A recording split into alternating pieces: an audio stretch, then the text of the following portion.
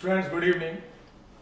आज wave optics में नया टॉपिक पढ़ाने जा रहा हूँ। लास्ट क्लास में जो मैंने पढ़ाया था कि रिफ्लेक्शन का लॉ और रिफ्रैक्शन का लॉ प्रूव करो वेव थ्योरी से, उसके बाद का लेक्चर है। इंटेंसिटी और एम्पलीट्यूड वेव का क्या होता है। वेव क्या है? एनर्जी है। उसे कौन लेकर जाती है आगे? पार्टिकल्स ऑफ द मीडियम लेकर जाते हैं। कैसे करते हुए? ऑसिलेट करते हुए। तो वही बताया गया। Amplitude of the wave, wave का अपना कुछ नहीं होता। जो पार्टिकल मीडियम के ऑसिलेट करते करके वेव को कैरी करके ले जाते हैं, उसका सब कुछ होता है।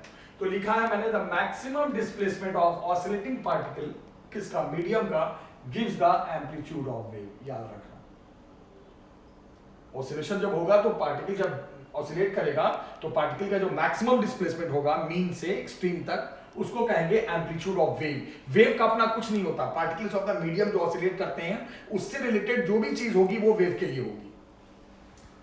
और एनर्जी पर यूनिट एरिया एंड पर यूनिट टाइम, वेव क्या एनर्जी है? तो एनर्जी पर यूनिट एरिया पे जितना फॉल होगी, एनर्जी तो फॉल होती है सरफेस पे, और पर यूनिट टाइम, दोनों पर यूनिट एरिया और पर यूनिट टाइम, वो कराती है इंटेंसिटी ऑफ वेव। तो एम्पलीट्यूड ऑफ वेव क्या है और इंटेंसिटी ऑफ वेव क्या है, ये समझ में आ गया। वेव एनर्जी फॉलिंग पर यूनिट एरिया एंड पर unit time gives the intensity of wave. और इंटेंसिटी और एम्पलीट्यूड का आपस का रिलेशन देखोगे तो intensity is directly proportional to amplitude का स्क्वायर। यानी एम्पलीट्यूड के स्क्वायर करेंगे ना, एम्पलीट्यूड का स्क्वायर करेंगे ना, तो वो इंटेंसिटी बन जाता है। याद रखना, एम्पलीट्यूड का स्क्वायर करोगे तो वो वेव की इंटेंसिटी बन जाती है। ये दोनों का आपस का रिलेशन है। अब टॉपिक है कोहेरेंट एंड इनकोहेरेंट सोर्स। कहा यह गया वो सोर्स ऑफ लाइट जो लाइट इमिट करे सेम वेवलेंथ का, सेम फ्रीक्वेंसी का, सेम फेज में हो या कांस्टेंट फेज डिफरेंस हो। सुनो, दो सोर्स हैं, दोनों से लाइट एनर्जी निकल रही है।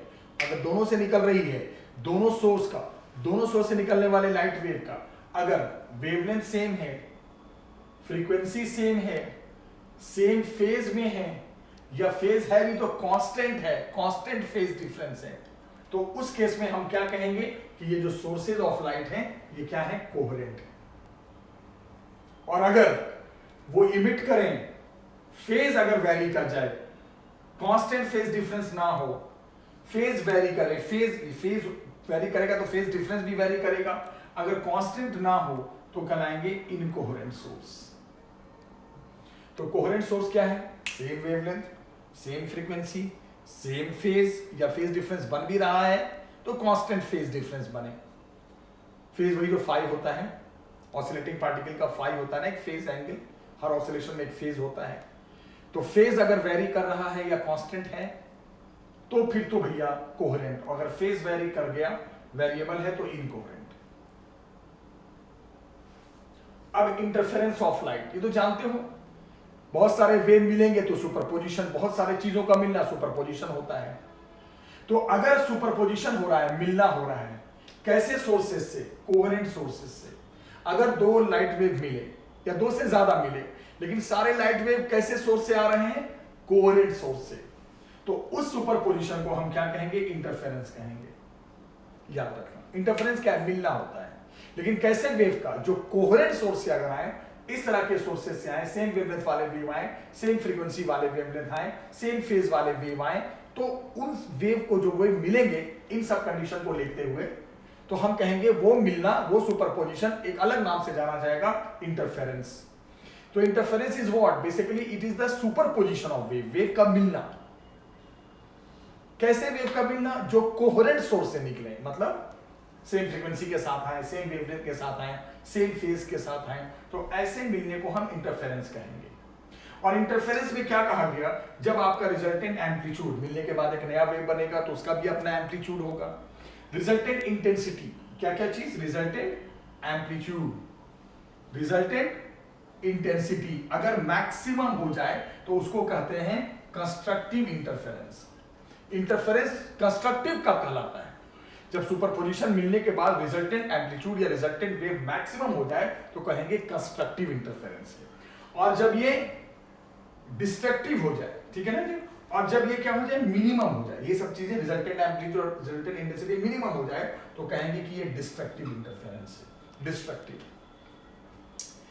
तो मिलने को सुपरपोजिशन कहते हैं। लेकिन अगर वेव जो मिल रहे हैं आपस में, अगर वो कोहेरेंट सोर्स से आ रहे हैं, सेम वेवलेंथ वाले वेव हैं, सेम फ्रीक्वेंसी वाले वेव हैं, सेम फेज वाले वेव हैं, या कांस्टेंट फेज डिफरेंस वाले वेव हैं, तो उस सुपरपोजिशन को अलग स्पेशल नाम से बुलाएंगे इंटरफेरेंस ऑफ लाइट। और अगर मिलने के बाद, इंटरफेरेंस होने के बाद जो रिजल्टेंट एम्पलीट्यूड आया या जो रिजल्टेंट इंटेंसिटी आई, अगर वो मैक्सिमम हो गई, मैक्सिमम, तो उस इंटरफेरेंस को हम कंस्ट्रक्टिव इंटरफेरेंस कहेंगे।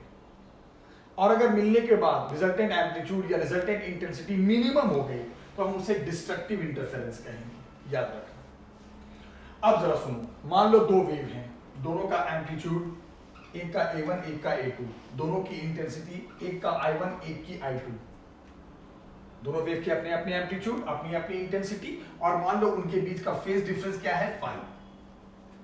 तो जब मिलेंगे तो रिजल्टेंट बनेगा, रिजल्ट एक नया वेव बनेगा, तो उसका एम्पलीट्यूड R लगा दे रहा हूं, R, और इंटेंसिटी में R लगा दे रहा हूं, नीचे R मतलब resultant, resultant amplitude, resultant intensity.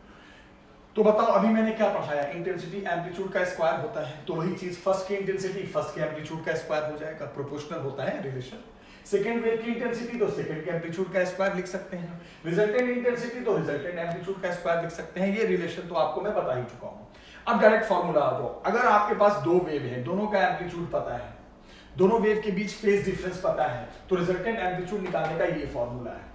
ये आपने वेक्टर में पढ़ा था, पैरेललोग्राम लॉ, याद करो। एम्पलीट्यूड क्या है, मैक्सिमम डिस्प्लेसमेंट, वो वेक्टर ही तो होता है।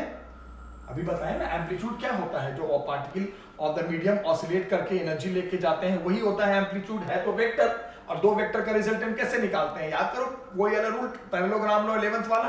तो अगर आपको रिजल्टेंट एम्पलीट्यूड निकालना है, दोनों वेव का एम्पलीट्यूड पता है, तो ये फॉर्मूला अंडर रूट वेक्टर वाला, A1 square A2 square 2A1 A2, उनके बीच का फेज डिफरेंस। बस ये फॉर्मूला याद रखिएगा, भूलिएगा नहीं। अब इसको स्क्वायर कर देते हैं, तो स्क्वायर और रूट गायब हो जाएगा। ये प्रोपोर्शनल टू एम्पलीट्यूड का स्क्वायर I बन गया, A1 का स्क्वायर I1 बन गया, A2 का स्क्वायर I2 बन गया। जो जो एम्पलीट्यूड का स्क्वायर था वो I बनता रहा। रिजल्टेंट तो resultant R, resultant intensity, A1 square तो I1, A2 स्क्वायर तो I2। अब सिर्फ A है तो रूट I1। अरे भाई, जब A स्क्वायर I बनेगा तो सिर्फ A लेंगे तो रूट लग जाएगा, तो A1 को रूट I1, A2 को रूट I2 cos फाई। तो ये फॉर्मूला रिजल्टेंट एम्पलीट्यूड निकालने का है सुपरपोजिशन मिलने के बाद, और ये रिजल्टेंट इंटेंसिटी निकालने का है, याद रखना। अब स्पेशल केस, मैंने क्या कहा, अगर सोर्सेस कोहेरेंट हो जाते हैं, तो याद रखना, कोहेरेंट होने में याद रखना, जब सोर्सेस कोहेरेंट हो जाते हैं ना, तो एम्पलीट्यूड भी सेम हो जाता है।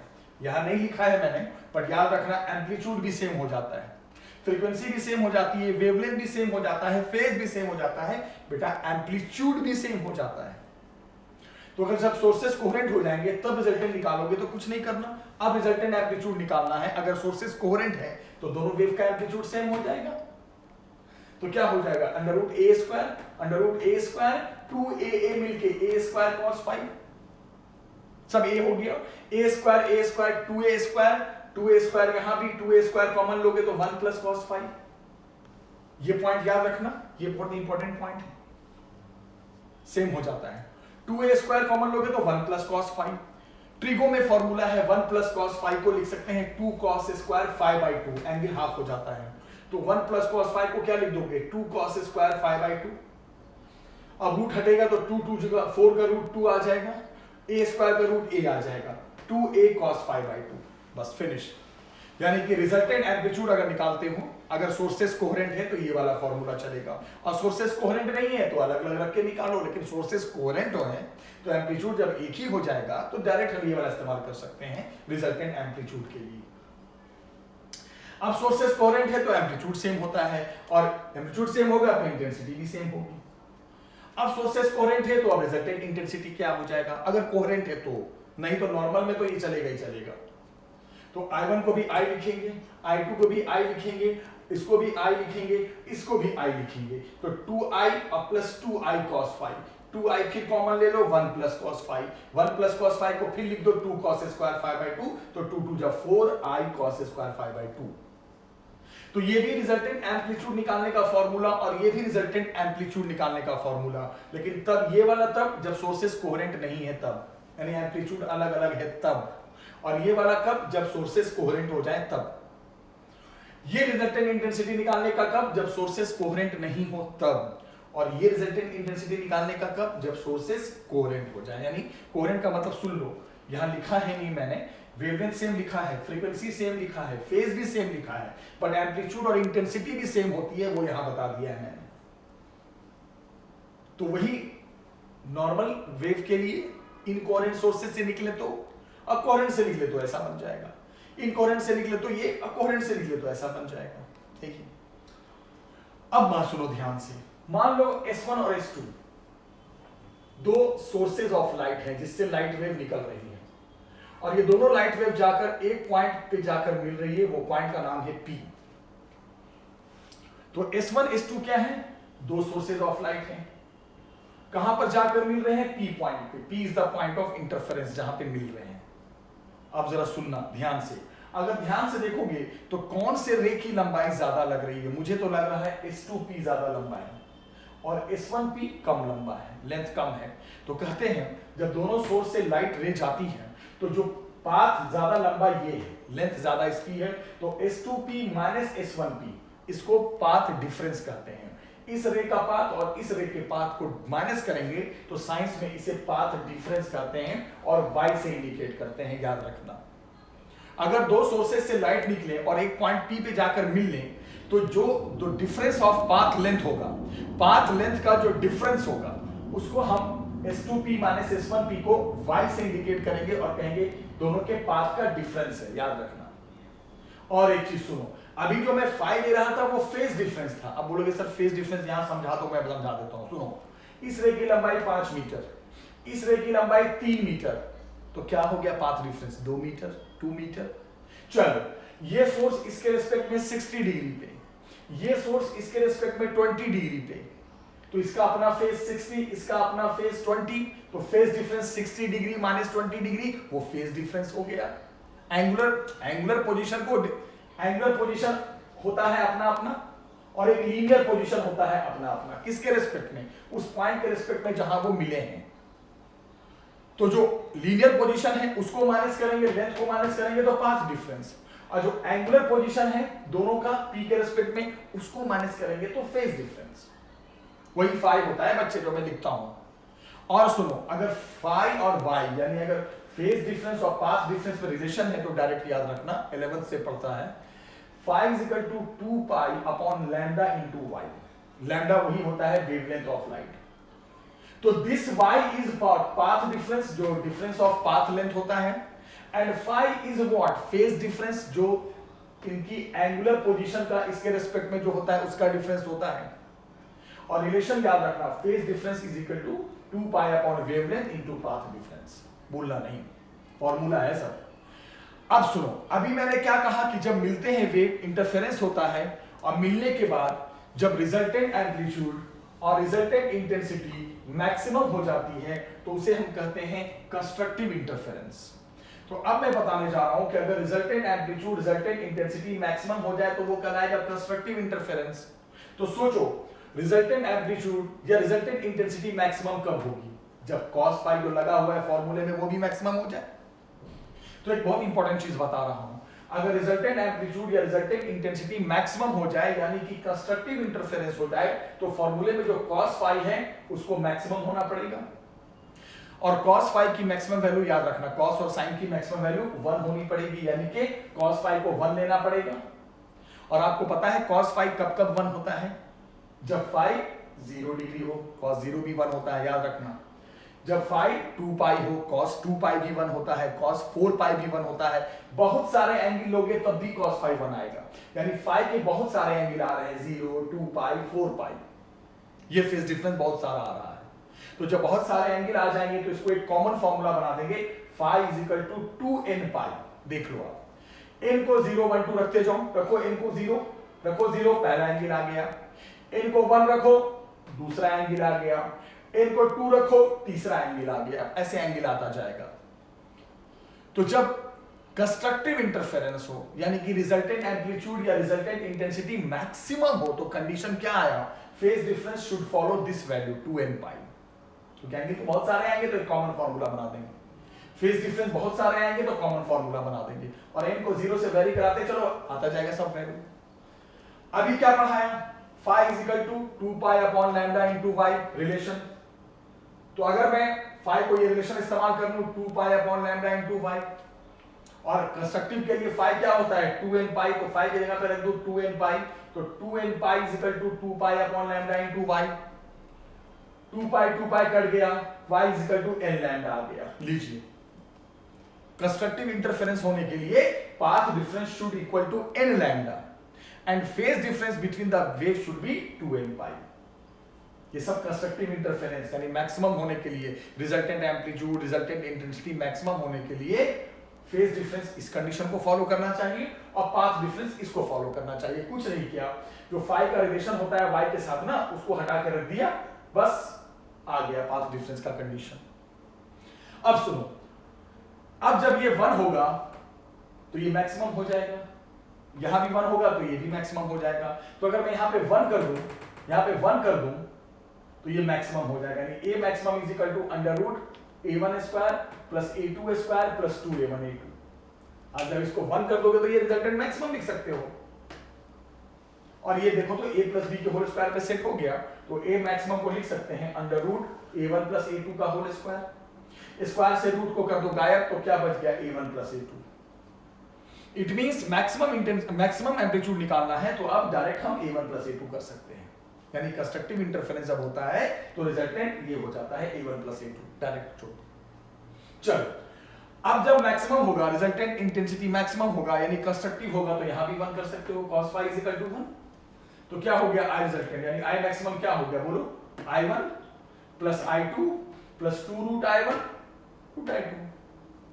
मैक्सिमम करें यहां है, करें इसको करेंगे मैक्सिमम या इसको करेंगे तो cos phi 1 हो जाएगा, कंडीशन बताया ना मैंने अभी। तो जब इसको 1 करोगे तो ये बन जाएगा। अब ध्यान से अगर देखो तो ये root I1 plus root I2 का होल स्क्वायर है, आप देख लो, खोलो जरा इसको, रूट I1 का स्क्वायर I1, रूट I2 का square I2, 2 root I1 I2 means constructive interference होगा तो path difference should this equal to n lambda, phase difference should follow 2n pi, maximum amplitude should be a1 plus a2 and maximum intensity should be under root I1 plus I2 का whole square. यहां से यहां तक सब constructive की कहानी थी। Condition for phase difference, condition for path difference, maximum amplitude क्या होगा, मैक्सिमम इंटेंसिटी क्या होगी, ये मैंने पढ़ाया।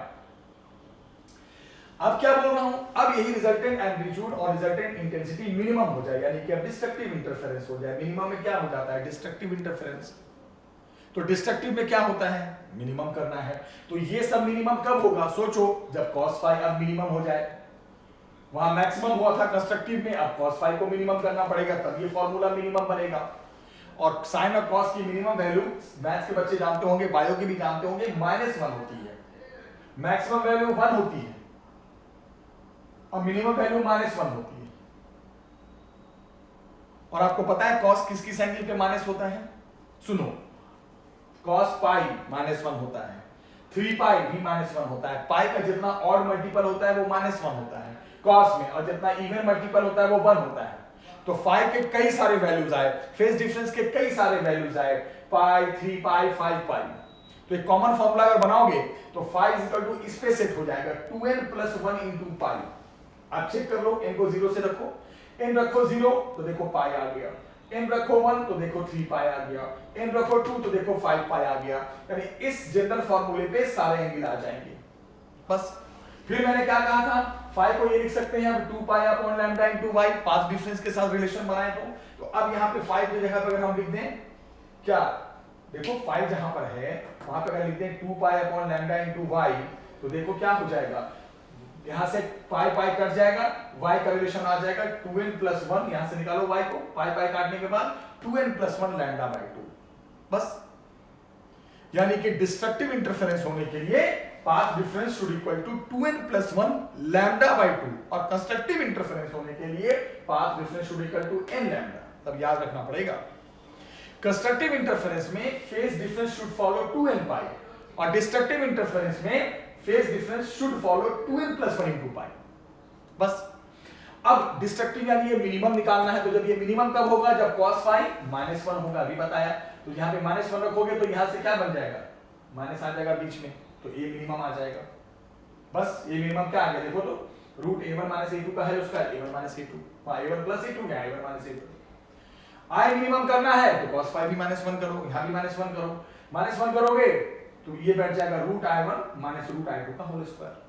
कुछ नहीं है भैया, मैक्सिमम में प्लस है, अब मिनिमम में वही फॉर्मूला माइनस में आ रहा है क्योंकि cos phi -1 रखना पड़ेगा।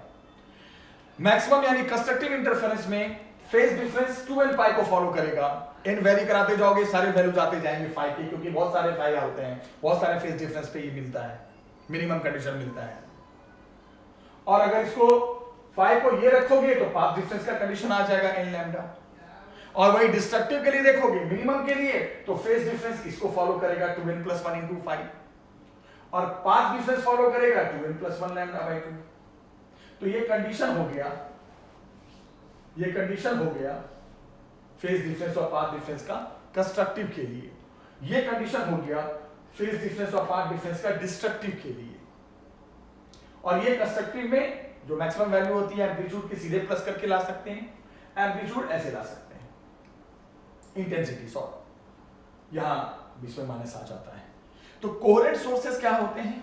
सेम फ्रीक्वेंसी वाले वेव, सेम वेवलेंथ वाले वेव, सेम फेज वाले वेव, या फेज डिफरेंस बने भी तो कांस्टेंट बने और एम्पलीट्यूड भी सेम होना चाहिए। देखो मैंने यहां नहीं लिख पाया बट यहां मैंने बता दिया, यहां भी लिख देता हूं मैं जगह बना के, ठीक है, ध्यान रखना। और जब रिजल्टेंट आप जब मिलने को कहते हैं सुपरपोजिशन, और अगर वो मिलना सुपरपोजिशन कोहेरेंट सोर्सेस से हो रहा है, मतलब वेव कोहेरेंट सोर्स से निकल रहे हैं, तो उस सुपरपोजिशन को एक अलग नाम से बुलाएंगे इंटरफेरेंस। अब इंटरफेरेंस के बाद जो भी रिजल्टेंट एम्पलीट्यूड या रिजल्टेंट इंटेंसिटी का फॉर्मूला जो होता है अगर ये मैक्सिमम हो जाए तो कंस्ट्रक्टिव इंटरफेरेंस, जिसके लिए ये सारी कहानी समझाई। और अगर मिलने के बाद जो रिजल्टेंट एम्पलीट्यूड या रिजल्टेंट इंटेंसिटी इंटरफेरेंस के बाद मिनिमम हो जाए तो कहेंगे डिस्ट्रक्टिव इंटरफेरेंस, जिसके लिए ये कंडीशन समझाया।